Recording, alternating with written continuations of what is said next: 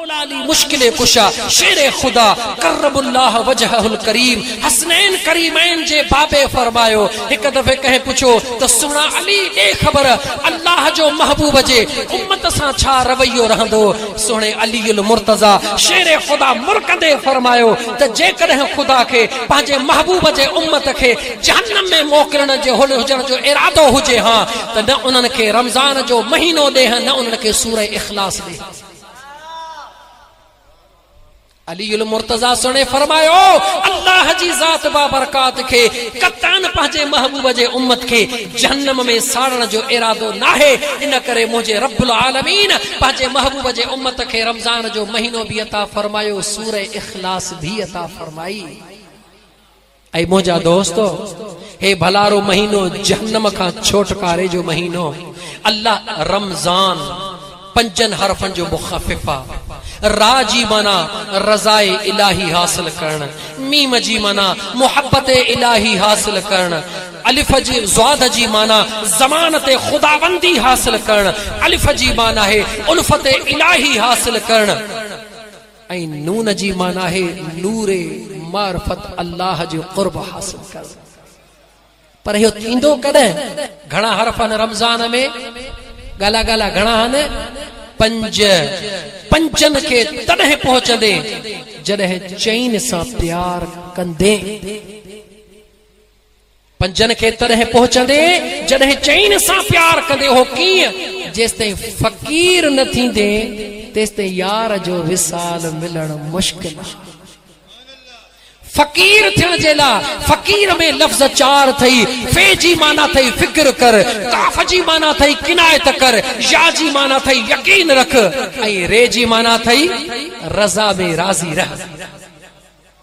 فقیر تھی یعنی چین سا پیار کر جدہ چین سا پیار کندے پو پنج نصیب تھی نہیں جدہ چین وارو تھے پنج ملی گئی تو پو انہاں پنجن میں وری اوہ جکو رازا او راز کہڑوا فقیر تا تھے رمضان جو مہینوں تا ملی پر رمضان جے مہینے میں وری اوہ عظیم گھڑی یا اوہ گھڑی گھڑا دفعہ قرآن میں 3 دفعہ یا 3 سا پیار کر ترہ چین جو قرب حاصل. مجھا دوست ہے اللہ جو نظام ایک با 3 4 نگن پنجن تے پہنچندے کون پہنچی سکتے.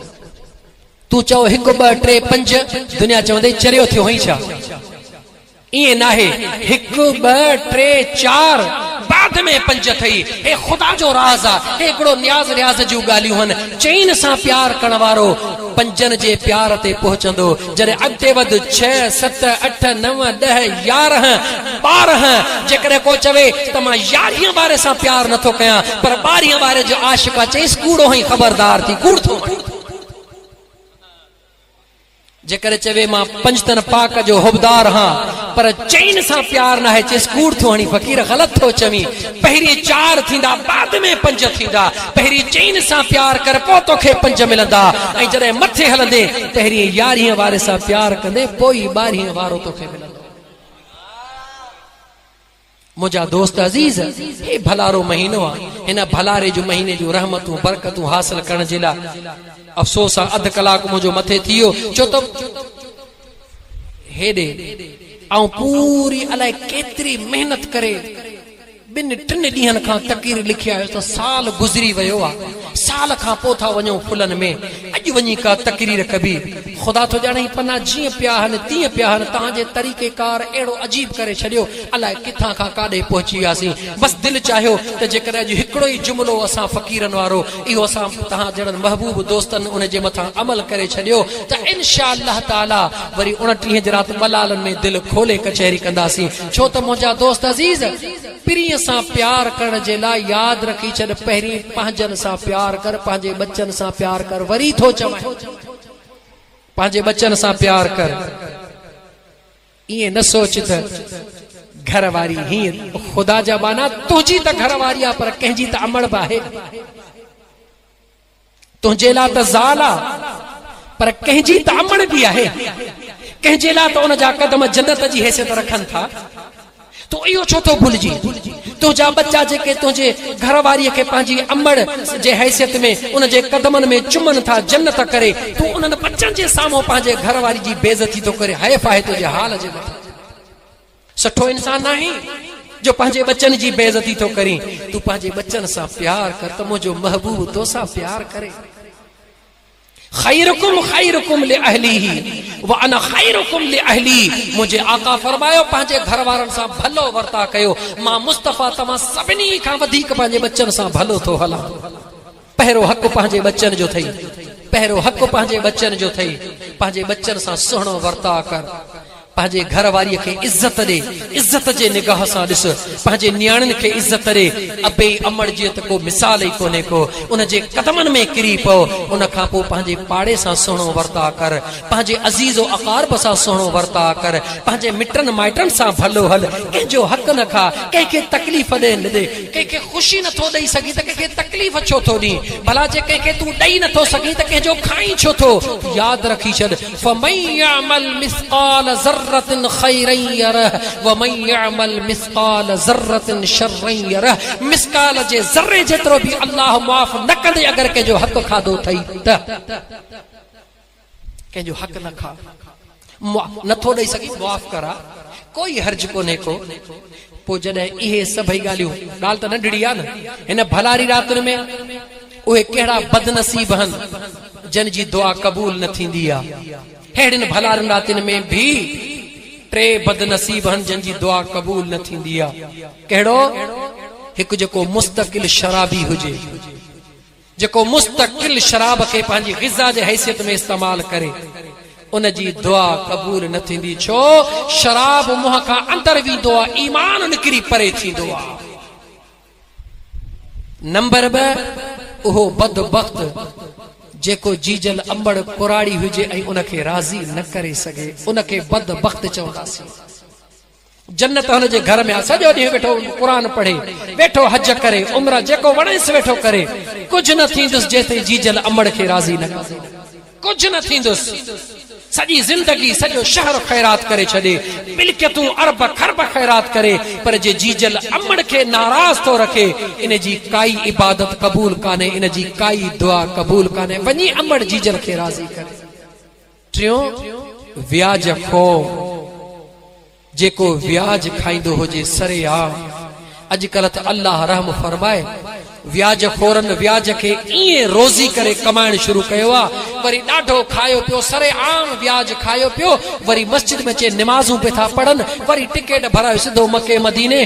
ॼण त हुननि खे यादि रखी छॾ, व्याज खोर यादि रखी छॾ, जेसिताईं व्याज खाइण न छॾींदे तेसिताईं तुंहिंजी दुआई क़बूल न थींदी। हे मुंहिंजे आका जो फरमान। व्याज खाइण छॾ, व्याज खोरीअ खां परे थी। छो त व्याज उहो खाईंदो आहे जेके ख़ुदा ऐं मुस्तफ़ा ते यकीन न हूंदो आहे, उहो व्याज खाईंदो आहे। त मुंहिंजा दोस्त, इहे बुनियादी शरीयत जा मसइला आहिनि। ख़ुदा जे कुर्ब जे रुकावट जो इहे ज़रियो आहिनि। इन रुकावटुनि खे ख़तम कर, पोइ ॾिस त यार कीअं थो मिले।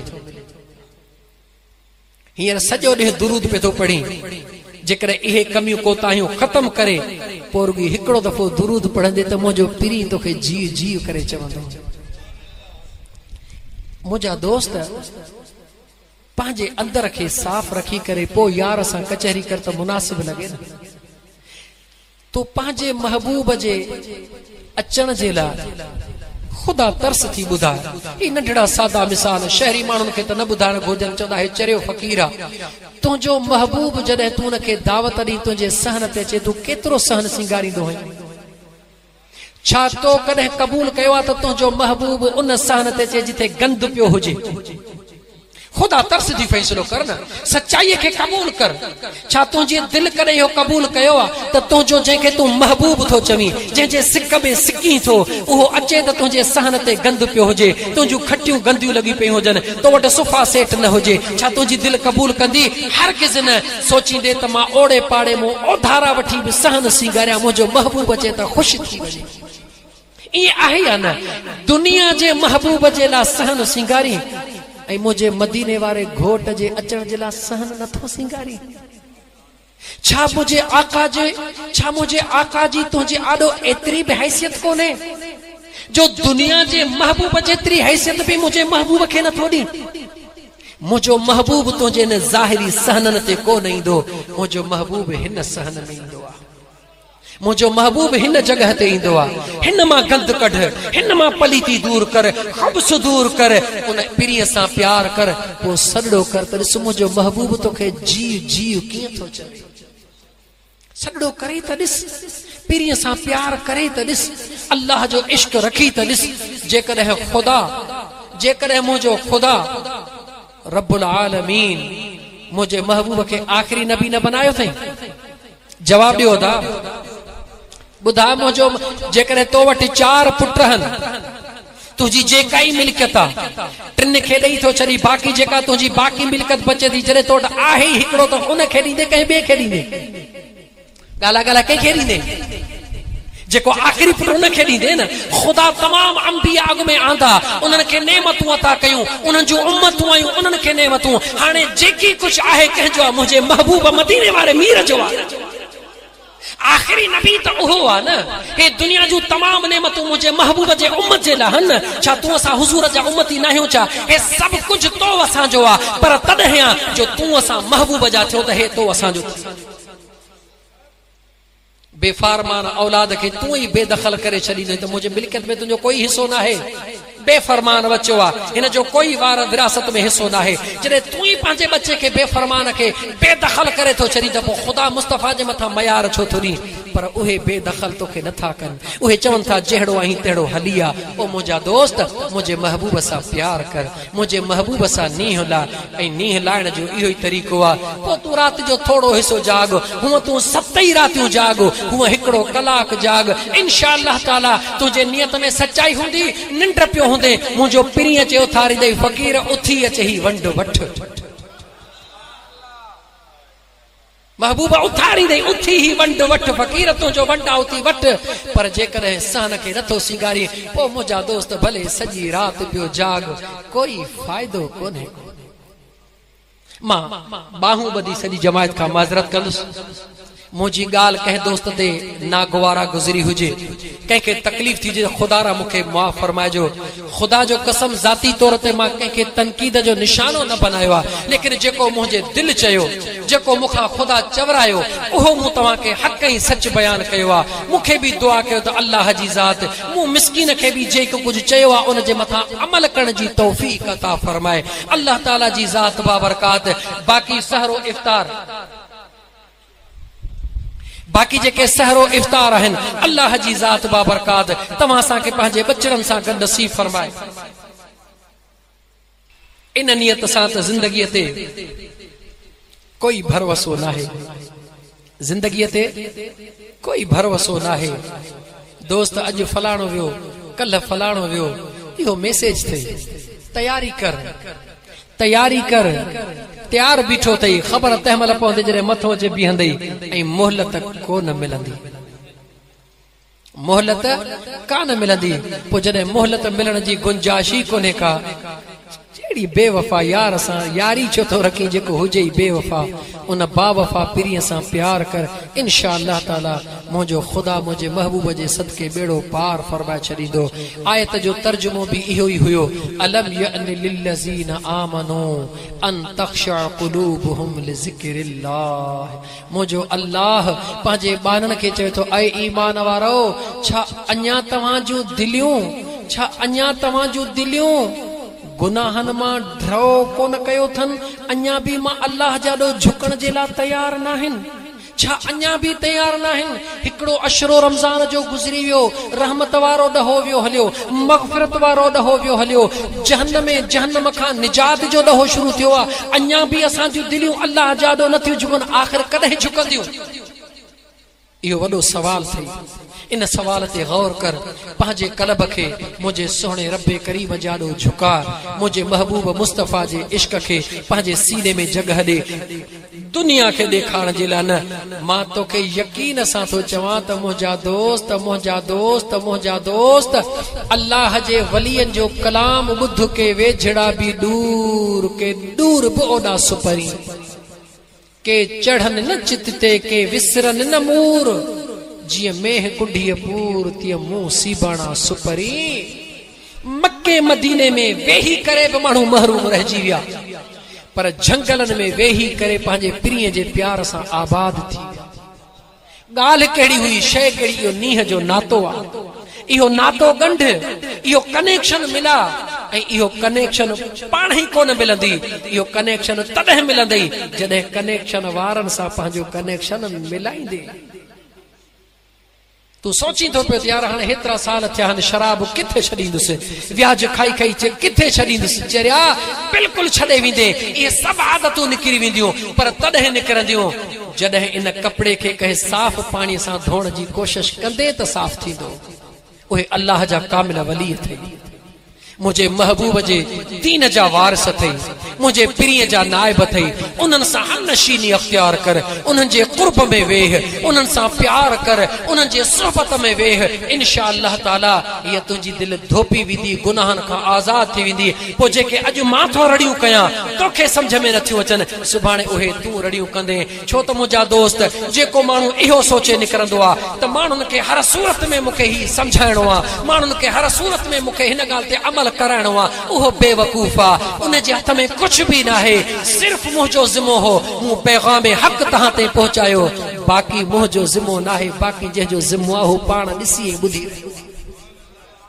مو پانچو حق ادا کयो مکھے پان کے سرخرو تھیणو پنهنجے پریء جے دربار میں سبحانے مجھو محبوب ایے نہ چوے تا او فقیر ہترا دفعہ پنهنجے در تے گھرایو میں چند مانو ڈسی کرے نفس جو غلام تھی وے انہن جے خواہشن کے ڈسی کرے انہن کے راضی کئی انہن جے آڈو انہن وارا ڈھنگئی رنگ اختیار کرے چھڈی ماں مصطفی جو پیغام وسارے چھڈی ایا معیار مکھے نہ سوہے ماں نہ چاہاں مکھے پریء جی معیار ملے ماں ایہو چاہاں ماں او سب کچھ بدھایا جکو مجھے پریء جے دربار ماں ملयो आ ता त पंहिंजे पीर जे दरबार में वञा त कंध खणी चवां मुंहिंजा पीर मूं तुंहिंजो पैगाम पहुचायो हाणे तुंहिंजी मर्ज़ी आहे मुंहिंजा दोस्त अल्लाह ताला जी ज़ात बाबरकात मूं गुनाहगार जो चवण तव्हां जो ॿुधण बारगाह रब्बुल इज़्ज़त में क़बूल फरमाए अल्लाह ताला जी ज़ात बाबरकात तरफ़ैन खे अमल करण जी तौफ़ीक़ अता फरमाए व आखिर दावाना अनिल हम्दुलिल्लाहि रब्बिल आलमीन रात 12:30 थी विया हन जेकर अञा भी मौलूद पढ़ंदासीं त पोइ अध कलाक पहिरीं मूं छाला चयो त दा टाइम जो कदर कयो पोइ त सभई चवंदा फ़कीर पाण बि तहिड़ो पाण वरी कहिड़ो चङो पाण बि 12:30 थी विया उन खां पोइ अते पियो मौलूद पढ़ंदो इंशाअल्लाह ताला ज़िंदगी रही त वरी कंहिं ॿिए साथ में पढ़ंदासीं अल्लाह ताला तव्हां सभिनी खे आबाद करे अल्लाह ताला ख़ुशि रहे तव्हां ख़ुदा तव्हां मां ख़ुशि रहे तव्हां ख़ुदा मां ख़ुशि रहो बसि हिन नंढड़े शहर सां गॾु मैं सो जाऊं या मुस्तफा कहते कहते मैं सो जाऊं या मुस्तफा कहते कहते खुली आँख सल्ले अला करते करते खुली आँख सल्ले अला करते करते